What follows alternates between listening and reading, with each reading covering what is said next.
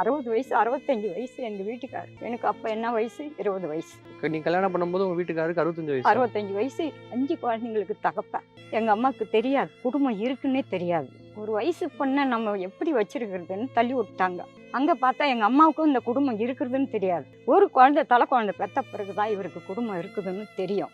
என்ன பண்ணுறது, தலை கொடுத்துட்டோம், வாழ்ந்து தானே ஆகணும்னு அடி உத எல்லாம் பட்டு இந்த குழந்தைங்கள கஷ்டப்பட்டு வளர்த்து அவங்கவுங்கள பெரியவங்களை ஆக்கி அவங்கவுங்கள ஒப்படைச்சிட்டேன். இப்போ எனக்கு ஆதரவு யாருமே கிடையாது. இந்த வண்டி தான் எனக்கு ஆதரவு. கஷ்டப்பட்டு எங்க சின்ன பையன் குடும்பம் ரொம்ப கடன் வச்சுட்டு போயிட்டாங்க.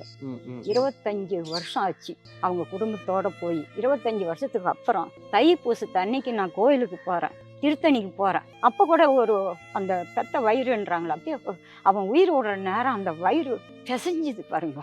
பொழுது ஒழிஞ்சு அவன் செத்து போயிட்டாங்க. ஆனால் அடக்கம் பண்ணிட்டு தான் எனக்கு சமாச்சாரம் சொன்னாங்க. இப்படி சொல்லியிருந்தா கூட நாங்கள் இந்த மாதிரி காருக்கு எடுத்துன்னு போய் முகத்தையாவது பார்த்துட்டு வந்திருப்போம். அதுவும் எங்ககிட்ட சொல்லலை. அப்புறம் பெத்த கடனுக்கு என்ன பாடுதுக்குன்னு இந்த பால் வண்டியை தள்ளிக்கின்னு எல்லாரும் கேட்டாங்க, ஏன் அழுவுறீங்கன்னு. சின்ன பையன் இறந்துட்டாம்மா, 25 வருஷத்துக்கு அப்புறம் அவன் இறந்த சமாச்சாரம் தான் கேட்டாங்க.